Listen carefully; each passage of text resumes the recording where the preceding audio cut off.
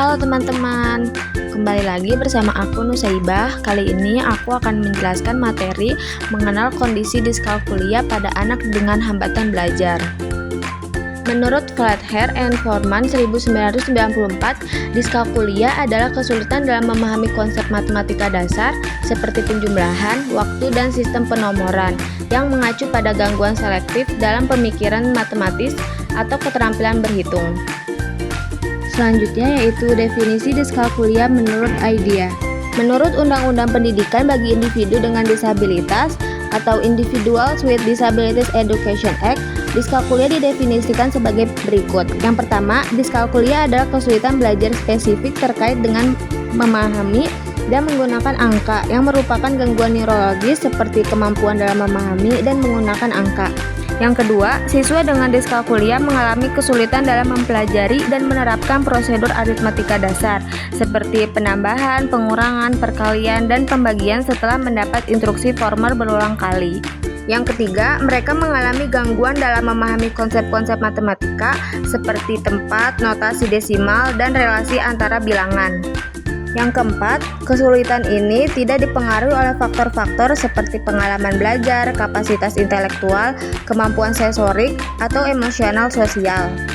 Dan yang terakhir, diskalkulia dapat menyebabkan hasil akademis yang signifikan di sekolah jika tidak diterapkan dengan benar. Diskalkulia menurut DSM. Menurut DSM-4 dalam Suharmini 2005, diskalkulia adalah ketidakmampuan dalam keterampilan aritmatika seperti menyebutkan nama, konsep, dan simbol dalam matematika. Selanjutnya, penyebab kesulitan belajar diskalkulia. Meskipun belum sepenuhnya dipahami dengan baik, berikut merupakan beberapa faktor yang mungkin menjadi penyebab terjadinya diskalkulia. Yang pertama, faktor genetik. Beberapa peneliti menunjukkan adanya faktor genetik yang terkait dengan kemungkinan seseorang mengalami diskalkulia. Jika ada riwayat keluarga dengan masalah matematika atau diskalkulia, risiko anak untuk mengalami kesulitan belajar ini mungkin lebih tinggi. Yang kedua, gangguan neurologis. Gangguan neurologis seperti gangguan pengolahan informasi dan disfungsi pada area otak yang terlibat dalam pemrosesan matematika. Yang ketiga yaitu ada faktor lingkungan. Lingkungan yang kurang mendukung atau kurang stimulatif secara intelektual mungkin tidak memberikan rangsangan yang cukup untuk perkembangan keterampilan matematika. Faktor stres atau trauma di lingkungan belajar juga dapat memengaruhi kemampuan seseorang untuk mengerti dan memahami konsep matematika. Yang keempat yaitu ada perkembangan kognitif. Beberapa individu mungkin mengalami perkembangan kognitif yang berbeda, termasuk dalam pengenalan dan pemahaman konsep matematika. Pada beberapa kasus, perkembangan ini mungkin tidak sesuai dengan perkembangan kognitif umum di bidang lainnya.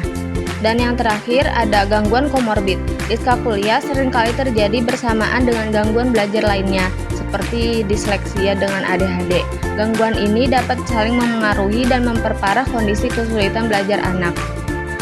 Karakteristik diskalkulia. Anak-anak penderita diskalkulia mengalami kesulitan yang signifikan dalam belajar matematika. Kesulitan ini melampaui kesulitan yang biasa dialami anak-anak ketika belajar matematika. Yang pertama yaitu ada kesulitan dengan konsep matematika dasar. Sulit memahami konsep angka, misalnya perbedaan antara angka 6 dan 9. Sulit membedakan simbol matematika, tambah, kurang, kali, bagi. Sulit menghitung, baik penjumlahan, pengurangan, perkalian, maupun pembagian. Sulit memahami konsep nilai tempat, puluhan, ratusan, dan ribuan. Sulit menghubungkan angka dengan kuantitas, jumlah benda.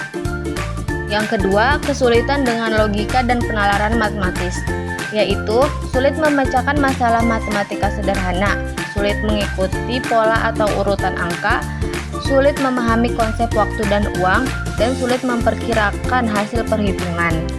Dan yang ketiga, kesulitan dengan memori dan pemrosesan informasi, yaitu sulit menghafal fakta matematika dasar, misalnya tabel perkalian, sulit mengingat prosedur perhitungan, bingung dengan instruksi yang melibatkan angka atau langkah-langkah matematis. Klasifikasi anak dengan diskalkulia. Yang pertama yaitu ada diskalkulia kuantitatif, yaitu kesulitan keterampilan menghitung dan mengkalkulasi. Yang kedua, diskalkulia kualitatif, yaitu kesulitan memahami operasi matematika seperti pertambahan, pengurangan, perkalian, pembagian, dan akar kuadrat. Yang ketiga yaitu ada diskalkulia intermediat, yaitu anak kesulitan memahami simbol matematika seperti kurang dari, lebih dari, tambah, kurang, kali, bagi, kuadrat saat jumlahnya lebih dari 100.000. Selanjutnya yang keempat yaitu ada diskalkulia verbal, di mana anak dapat membaca dan menulis bilangan namun tidak memahami maknanya, mengingat namanya atau mengenalinya saat disebutkan oleh orang lain. Yang kelima yaitu ada diskalkulia praktognostik, yang dimana kesulitan dalam manipulasi matematika seperti perbandingan bilangan dan bekerja dengan kuantitas, volume, dan persamaan praktis. Yang keenam yaitu ada diskalkulia leksikal, di mana anak mampu membaca digit tunggal tetapi tidak dapat mengingat urutan dalam jumlah yang lebih besar. Yang ketujuh, diskalkulia indiagnostik, di mana anak mungkin mengalami kesulitan dalam mengingat ide atau konsep matematika setelah dipelajari. Dan yang terakhir yaitu ada diskalkulia operasional, di mana anak kesulitan dalam operasi dan perhitungan aritmatika, memerlukan manipulasi angka dan simbol matematika. Terakhir yaitu ada layanan untuk diskalkulia.